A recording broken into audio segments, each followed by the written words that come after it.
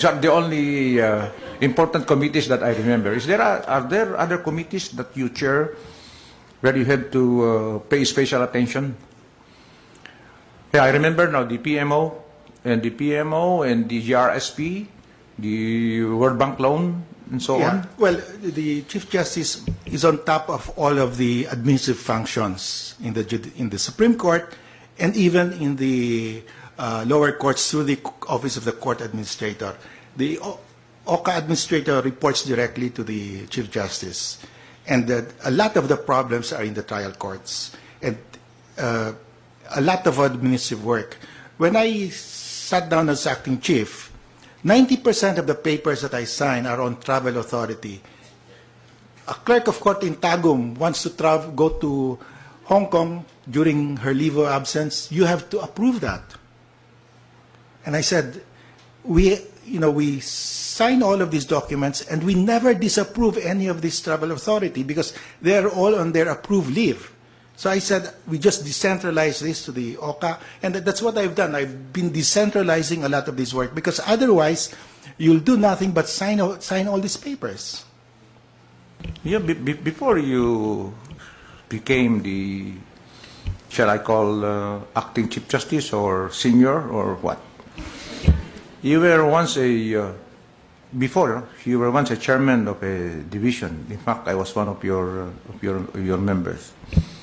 Can you tell us what you actually do as a chairperson of a division in the court?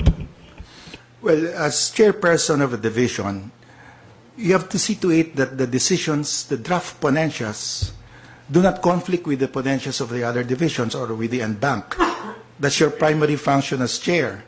Then, all of them submit the synopsis. This is a synopsis is a practice I introduced when I joined the court. Because when I joined the court, everybody during the meeting will present orally the case. And I would see them reading. And I said, why don't you just give that to me and I will read it the night before so that the following day we can decide that fast. And so that became a practice in the entire court. So everybody submits a synopsis. Now, it's the chairman who must see to it that because in those synopses we decide whether to dismiss an appeal outright or not. So the chair is responsible to see to it that that synopsis is correct. And that is the responsibility of the chair. Now, the chair is also responsible for seeing to it when he certifies the decision, when it's already signed by everybody, that there are no typographical mistakes. I mean, you have to see to it because it will reflect badly in the court. Grammatical, typographical, that's even your problem. And so I have a staff who goes there, but I have to read again to make sure. There's a lot of reading. I stay awake up to 12 midnight before a division meeting just to read all of this. And sometimes I cannot finish, so I wake up early so that I can read everything before the 10 o'clock session. So it's a lot of work, really. Here, people, when they coming from the Court of Appeals and they realize the work, they are shocked. And they said, life was so serene and happy in the Court of Appeals. Well, he said, well, you better work on your cases because you will have a lot of backlog. You better decide on those cases right away because if you postpone and postpone, you have to require them to submit a memorandum already and you have to write a full-blown decision. At this point, you can just dismiss that outright if you want because why do you have to write a decision when you are just affirming everything that the Court of Appeal said? So if you just affirm, don't write a decision anymore. 5 years, when I was doing the court, I was aghast that we have to write a full-blown decision when we are just reprimanding an employee or a lawyer. When we are only fining 1,000, we have to write a full-blown decision which is published in the SCRA. And I said, why do we spend so much time writing a full-blown decision for these minor matters? And it took me 5 years to convince the court to adopt the zero backlog policy. In that zero backlog policy, I said, optimally, the Supreme Court can decide only 1,000 cases a year. without being reckless. We can decide 1,500, but we will be reckless. We will not polish our decisions. We will not be able to really give our thoughts to it. So optimally, we decide 1,000 cases. If we can decide only 1,000 cases, that means we cannot accept more than 1,000 cases for the writing of full-blown decisions. We must filter these cases. So how do you filter the cases? First, if you are just repeating what the Court of Appeal said, you are just reiterating, you are not changing anything, why do you have to write a full-blown decision? So we just dismiss that outright. Now, you write a full-blown decision only if you are reversing or modifying the decision. Also, we have a lot of administrative cases because we have 28,000 employees in the court. And as I said, we just reprimand or admonish, you have to write a decision. So we adopted the rule under the zero backlog policy that if the penalty is less than 10,000 fine or less than one year suspension, you can say that we adopt the findings of fact of the investigator and the conclusions of law investigator, and you attach it to that resolution. So we have cleared a lot of these administrative cases.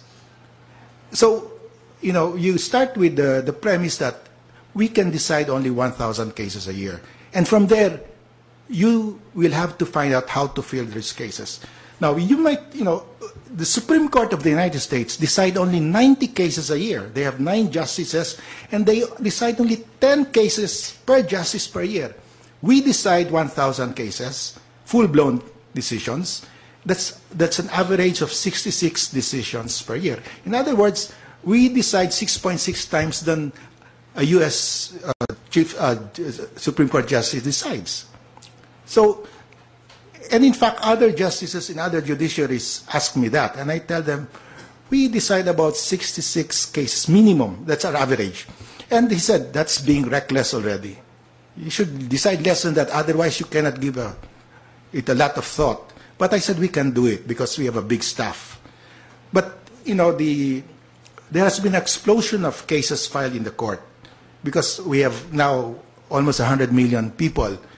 And you expect a lot of cases if you have a population of 100 million. So we have to devise ways how to decide these cases. You are now an acting Chief Justice. Can you already be presiding officer of the NBank? Do you still preside the deliberations in the First Division, Chief? Yes. Second Division, I mean? That's right, Justice. Unfortunately, because I still remain as chair of the Second Division, I have to attend to the Second Division, I have to attend to the NBank, I have to attend to the PhilJA, I have to attend to everything that the Chief Justice attends. So I'm actually doing the job of 2 offices now, and I hope that this process will end so that I can go back to the job that should go only to one person. You may or you may not answer this question. Is there then an edge of an outsider over you?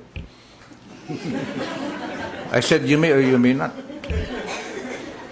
Well, I think in terms of knowledge of what the judiciary needs to do to be fair, honest, and efficient, I think we in the court will have an edge because we know the problems. But that may not be the only consideration. There are other considerations, and I will respect the considerations that the President will follow in exercising his prerogative. But as I said, when it comes to knowing the problems of the court, and when it comes to really understanding and discussing and finding solutions, I think we have done that, and that's why we have a lot of these initiatives now, and that we're doing. Huling tanong, galing sa Twitter ito po Tagalog kasi, so Tagalog ba ito? English pala.